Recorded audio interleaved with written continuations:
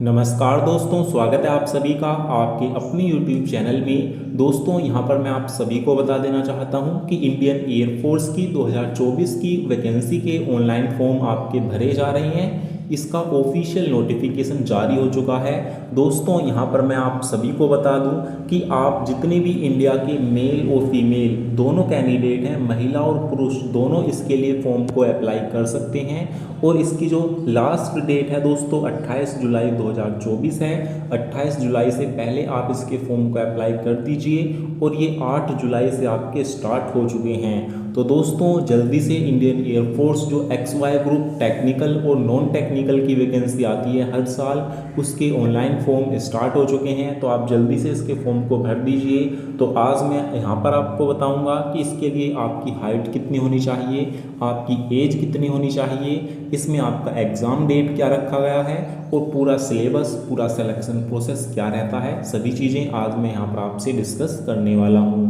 तो चलिए साथियों एक एक करके आते हैं अपना सीधे पॉइंट पर। तो दोस्तों सबसे पहले मैं आपको बता देता हूँ कि इसका जो ऑनलाइन एग्ज़ाम है आपका 18 अक्टूबर 2024 को रखा गया है।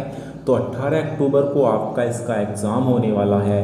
दोस्तों आगे बात करते हैं यहाँ पर क्या क्या चीज़ें बताई हुई हैं। तो इसके लिए इंडिया के मेल और फीमेल दोनों कैंडिडेट अप्लाई कर सकते हैं। अनमैरिड मेल और फीमेल कैंडिडेट इसके लिए अप्लाई कर सकते हैं। और दोस्तों यहाँ पर मैं आपको बता दूं कि इसमें अप्लाई करने के लिए आपकी जो एज लिमिट है वो कितनी होनी चाहिए। तो इसमें जो आपकी एज लिमिट है, डेट ऑफ बर्थ मैं आपको बता देता हूँ कि इसमें 3 जुलाई 2004 से 3 जनवरी 2008 के बीच अगर आपकी डेट ऑफ बर्थ है तो आप इसके फॉर्म को अप्लाई कर सकते हैं। कोई भी दिक्कत यहाँ पर आपको नहीं होगी। तो दोस्तों आपकी क्या डेट ऑफ बर्थ है आप हमसे पूछ सकते हैं, हम आपका कमेंट में रिप्लाई दे देंगे कि आप इसके लिए अप्लाई कर सकते हो या नहीं कर सकते। बात करते हैं दोस्तों मैरिटल स्टेटस की। तो यहाँ पर ओनली अनमैरिड कैंडिडेट ही अप्लाई कर सकते हैं, मैरिड कैंडिडेट इसके लिए अप्लाई नहीं कर सकते। बात करते हैं दोस्तों यहाँ पर एजुकेशन क्वालिफिकेशन की। तो दोस्तों इसमें दो तरह की वैकेंसी निकलती हैं। एक निकलती है टेक्निकल की, जो कि जिनके पास 12th में फिजिक्स और मैथ है वो ही इसके फॉर्म को भर सकते हैं। दूसरी निकलती है नॉन टेक्निकल की, उसके फॉर्म को कोई भी अप्लाई कर सकता है, चाहे आपके पास 12th में कोई सा भी सब्जेक्ट हो, चाहे आर्ट हो, कॉमर्स हो, चाहे मैथ हो, कोई सा भी सब्जेक्ट हो आप उसके लिए अप्लाई कर सकते हैं। यहाँ पर आप देख सकते हैं अदर देन साइंस सब्जेक्ट, ये नॉन टेक्निकल हैं। इसमें जो है कम से कम आपके 50% नंबर होने चाहिए 12th क्लास में। इसके साथ ही 100 में से 50 नंबर कम से कम इंग्लिश में आपके होने चाहिए, तभी आप इसके लिए अप्लाई कर सकते हो। और साइंस सब्जेक्ट वालों का भी यही है, मिनिमम 50% मार्क्स होने चाहिए और इंग्लिश में जो तो यहाँ पर 100 में से कम 50 नंबर होने चाहिए। और साइंस सब्जेक्ट वालों के लिए यहाँ पर मैथ, फिजिक्स और इंग्लिश का होना कंपलसरी है। नॉन साइंस में यहाँ पर आपके लिए इंग्लिश का होना कंपलसरी है, 50% नंबर होने चाहिए। ओवरऑल 12th में भी 50% मिनिमम होने चाहिए। तो ये है दोस्तों इसका क्वालिफिकेशन। अब दोस्तों आगे बात करते हैं यहाँ पर क्या क्या चीज़ें बताई हुई हैं। तो बात करते हैं आपकी हाइट की। आपकी जो हाइट होनी चाहिए, जितने भी मेल कैंडिडेट हैं, मेल कैंडिडेट की 152.5 सेंटीमीटर हाइट होनी चाहिए और फीमेल कैंडिडेट की मिनिमम 152 सेंटीमीटर हाइट आपकी होनी चाहिए। 152 सेंटीमीटर फीमेल कैंडिडेट की हाइट होनी चाहिए। और जितनी यहाँ पर कैंडिडेट है नॉर्थ ईस्ट और हिल रीजन की, जैसे उत्तराखंड है, तो यहाँ पर इनकी जो हाइट है मिनिमम 147 यहाँ पर होनी चाहिए फीमेल कैंडिडेट की। और दोस्तों यहाँ पर लक्षद्वीप की मिनिमम हाइट रखी गई है फीमेल कैंडिडेट की 150 सेंटीमीटर। तो यहाँ पर कुछ कैंडिडेट को छूट भी दी गई है। बात करते हैं वेट की। तो ये हाइट और एज के अकॉर्डिंग आपका वेट होना चाहिए, ये मेडिकल में आपका नपता है। तो ये है दोस्तों, यहाँ पर मैंने आपको बता दिया हाइट, वेट। बात करते हैं चेस्ट की। तो मेल कैंडिडेट की जो चेस्ट है वो 77 फूलनी चाहिए मिनिमम, और यहाँ पर जो है फुलाने के बाद 5 सेंटीमीटर का फुलाव होना चाहिए। दोस्तों फीमेल की बात करें तो यहाँ पर एक्सपेंशन फुलाव होना चाहिए मिनिमम 5 सेंटीमीटर का। दोस्तों अब आगे बात करते हैं, ये मेडिकल के पॉइंट बताए हुए हैं। मेडिकल की मैं आपको अलग से वीडियो प्रोवाइड करवा दूंगा, तो यहाँ पर मेडिकल की मैं अलग से आपको बना दूंगा। दोस्तों यहाँ पर टर्म एंड कंडीशंस दी हुई हैं, जब आप इसको ज्वाइन कर लोगे क्या क्या यहाँ पर रूल आपको फॉलो करने होंगे ये सभी बताए हुए हैं। तो दोस्तों ये इन चीज़ों पर तो बाद में डिस्कस कर लेंगे, जब आप इसमें फॉर्म फिल करने के बाद जब आप इसमें ज्वाइन हो जाओगे। दोस्तों आगे बात करते हैं यहाँ पर आपके फेजेस की, आपका जो टोटल यहाँ पर सिलेक्शन प्रोसेस है वो कैसे होगा। तो इसमें सबसे पहले आपका ऑनलाइन टेस्ट होगा। सबसे पहले फेज़ में ऑनलाइन टेस्ट में आपके यहाँ पर अलग अलग सब्जेक्ट से क्वेश्चन पूछे जाएंगे।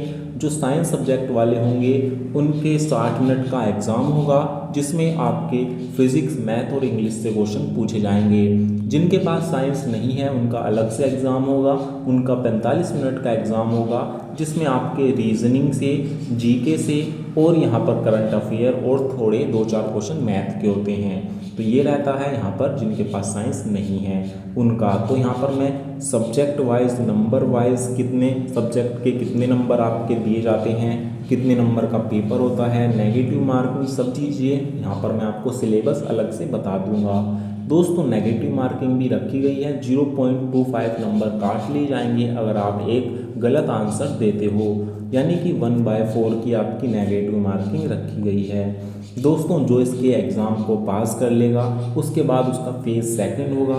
फेज़ सेकंड में आपका हाइट, वेट, चेस्ट और रनिंग करवाई जाती है। तो हाइट, वेट, चेस्ट ये सभी मैंने आपको बता ही दिया कैसे कैसे यहाँ पर आपका होता है। दोस्तों यहाँ पर मैं अब आपको यही बता देता हूँ कि आपके फिज़िकल में क्या होता है। तो मेल कैंडिडेट का जो फिज़िकल होता है वो यहाँ पर होता है 1600 मीटर और फीमेल का भी 1600 मीटर होता है। मेल कैंडिडेट को 7 मिनट के अंदर 1600 मीटर लगानी होती है, फीमेल को 8 मिनट के अंदर। तो ये रहता है यहाँ पर आप सभी का यहाँ पर रनिंग।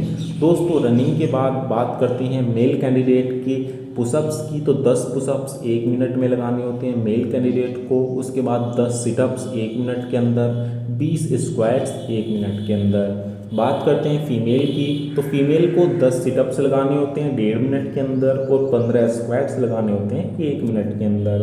तो ये रहता है फिज़िकल का क्राइटेरिया। जो इसके फिज़िकल को पास कर लेता है उसके बाद इसका आपका जो करवाया जाता है एडेप्टेबिलिटी टेस्ट होता है। इसमें दोस्तों यहाँ पर आपसे फिज़िकली फिटनेस टेस्ट आपका करवाया जाता है कि आप फिज़िकली फिट हैं या नहीं हैं। उसके बाद दोस्तों यहाँ पर लास्ट में होता है आपका मेडिकल एग्ज़ाम फेज़ 3 में। मेडिकल में आपकी फुल बॉडी का चेकअप किया जाता है, कुछ टेस्ट भी चेक होते हैं, जैसे यहाँ पर आपका HB हीमोग्लोबिन टेस्ट होता है, प्लेटलेट्स, यूरिन चेक होता है और ब्लड शुगर टेस्ट होता है। तो काफ़ी सारे यूरिन टेस्ट होता है, तो काफ़ी सारे टेस्ट होते हैं। एक्सरे, चेस्ट का एक्सरे होता है। तो ये सभी यहाँ पर बहुत सारे टेस्ट आपके करवाए जाते हैं। तो अगर आप मेडिकल में भी फिट पाए जाते हो तो यहाँ पर आपको ट्रेनिंग के लिए बुलाया जाता है और यहाँ पर इंडियन एयरफोर्स आपको मौका देती है अपने इंडिया की सेवा करने का। तो दोस्तों इसके लिए अब मैं बात करता हूँ कैसे आवेदन आप कर सकते हैं। तो इसके लिए आप ऑनलाइन आवेदन कर सकते हैं। यहाँ पर agnipath.yuva.cdac.in पर आप, ये एयरफोर्स की ऑफिशियल वेबसाइट है, यहाँ पर आप जाकर इसके फॉर्म को भर सकते हैं। दोस्तों इसके लिए आपको चाहिए होगा 10वीं की मार्कशीट और 12वीं की मार्कशीट। तो 10वीं 12वीं की मार्कशीट, अपनी ओरिजिनल ID, ये सभी आपको डॉक्यूमेंट्स चाहिए होंगे इसके फॉर्म को भरने के लिए। तो दोस्तों इन सभी को आप ले जाना और साइबर कैफ़े से इसके फॉर्म को भरवा लेना। दोस्तों बात करते हैं इसकी फ़ीस की। तो इसके फॉर्म भरने की जो फ़ीस है वो 550 रुपये रखी गई है। तो 550 रुपये आप सभी की यहाँ पर फ़ीस लगने वाली है। तो दोस्तों ये है इसकी फ़ीस का। अब यहाँ पर मैंने लगभग आपको सभी चीज़ें बता ही दी हैं। तो यहाँ पर अगर एक दो चीज़ रह गई हो तो मैं एक बार देख लेता हूँ। तो यहाँ पर मैंने जितनी भी इम्पोर्टेंट चीज़ें थी वो आपको बता दी। तो दोस्तों इसकी जो लास्ट डेट है 28 जुलाई है। तो 28 जुलाई से पहले पहले आप इसके फॉर्म को अप्लाई कर दीजिए। और यहाँ पर जितनी भी इम्पोर्टेंट जानकारी रहा करेंगी यहाँ पर मैं आपको इंडियन एयरफोर्स से रिलेटेड सभी जानकारी आपको प्रोवाइड करवाऊँगा। इसीलिए आप चैनल को सब्सक्राइब कर लेना। कोई डाउट या सवाल हो तो आप हमसे कमेंट में पूछ सकते हैं। तो आज के लिए केवल इतना ही, फिर मिलेंगे एक नई जानकारी के साथ। तब तक के लिए जय हिंद, जय भारत।